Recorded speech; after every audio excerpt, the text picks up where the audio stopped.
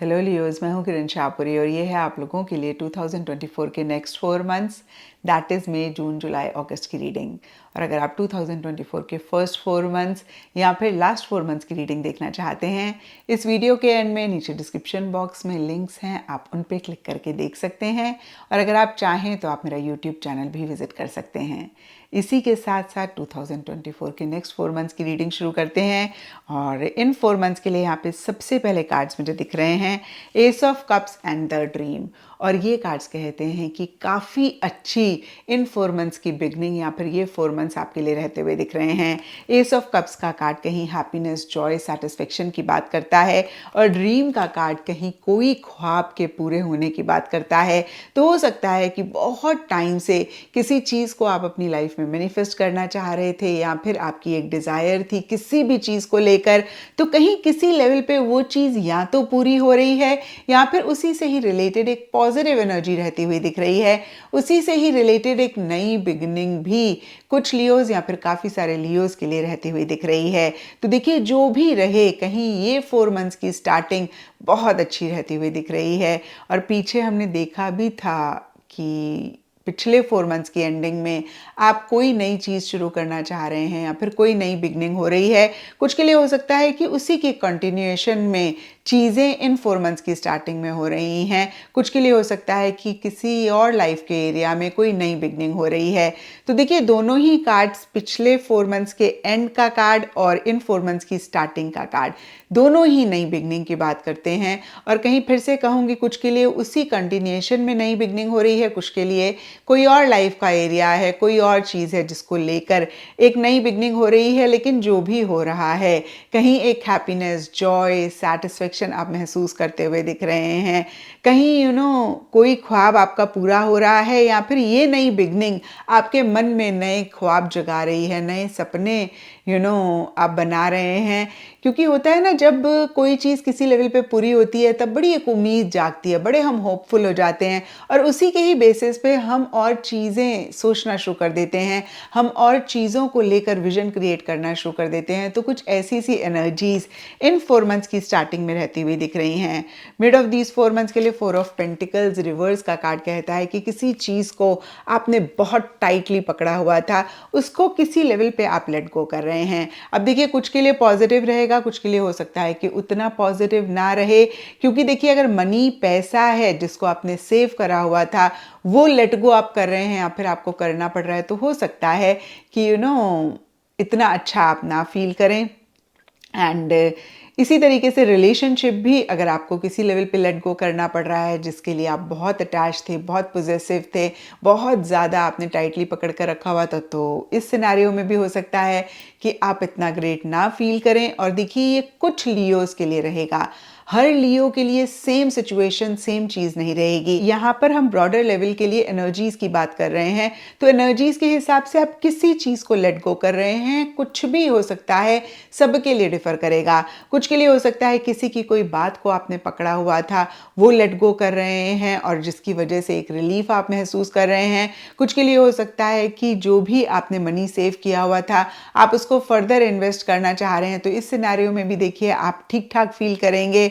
And कुछ के लिए हो सकता है किसी जगह को आपने पकड़ा हुआ था।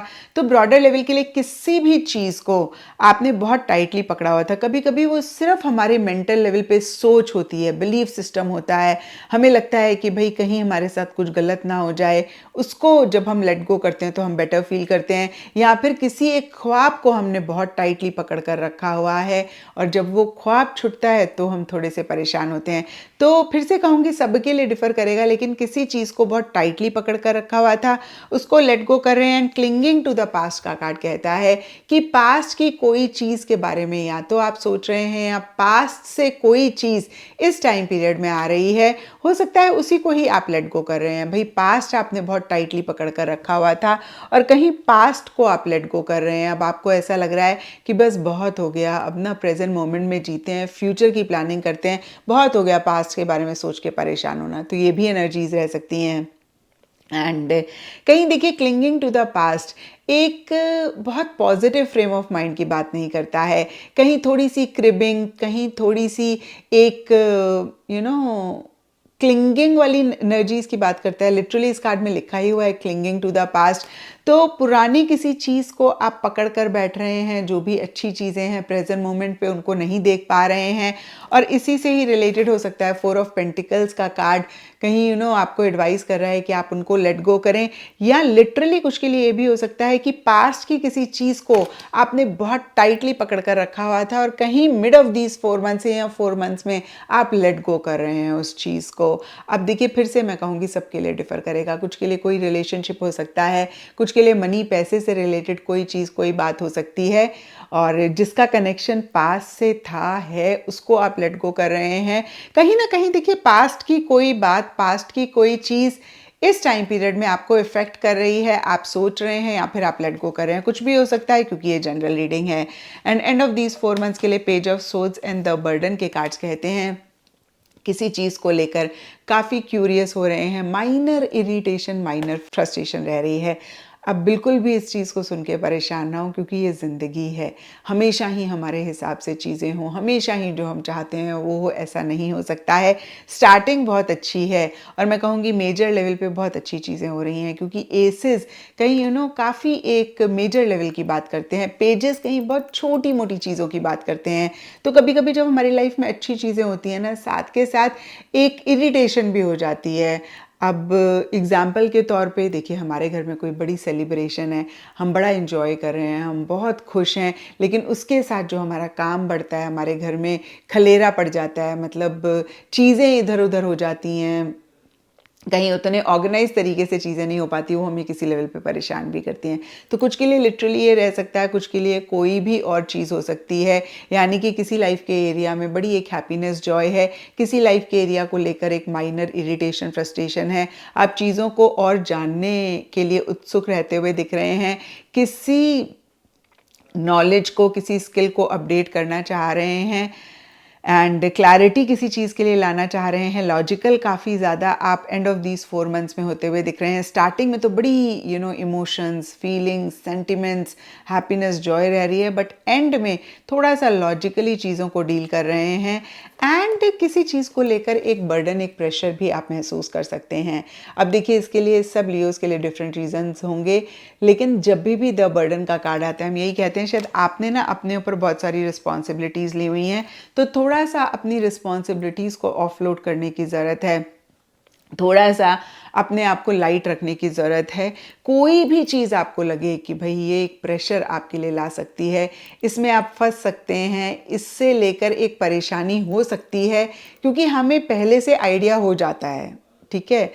हम सब लोग इंट्यूटिव हैं और हम सब लोगों की गट फीलिंग पहले से ही हमें किसी ना किसी लेवल पे बता देती है, हमें साइंस मिल जाते हैं, लेकिन हम इतने ऑब्सेसिव कई बार हो जाते हैं, और ऑब्सेसिव ना भी हों, इतनी हमारे अंदर क्यूरियोसिटी होती है कि हम उस चीज़ में पढ़ते हैं और फिर परेशान होते हैं।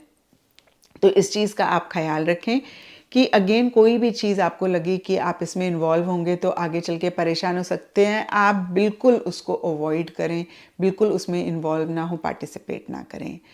तो देखिए, एक तरीके से स्टार्टिंग बहुत ग्रेट जाती हुई दिख रही है, और हो सकता है कि इन 4 मंथ्स में भी कोई एक अच्छी चीज़ या एक से ज़्यादा अच्छी चीज़ें हो रही हैं, लेकिन छोटे मोटे इश्यूज, मसले रह रहे हैं।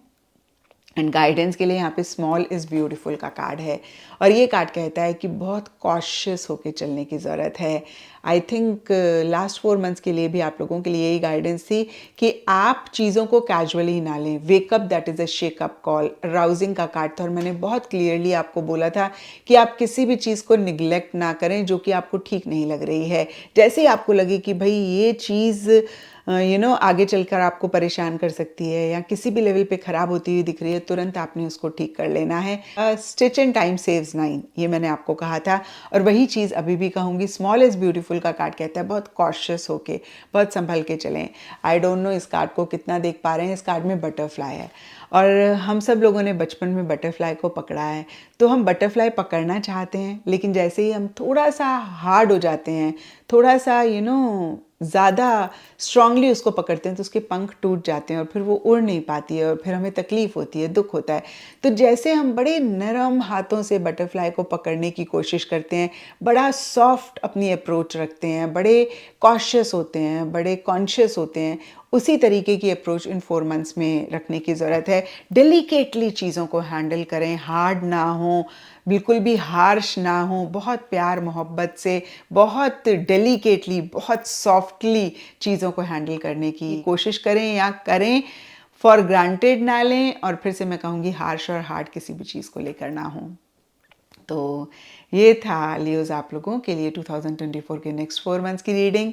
आप फर्स्ट 4 मंथ्स या फिर लास्ट 4 मंथ्स की रीडिंग देखना चाहते हैं, आपको लिंक दिख रहे होंगे, नहीं दिख रहे हैं तो इस वीडियो के एंड में नीचे डिस्क्रिप्शन बॉक्स में आपको लिंक्स मिल जाएंगे, उन पे क्लिक करके आप फर्स्ट 4 मंथ्स और लास्ट 4 मंथ्स की रीडिंग देख सकते हैं।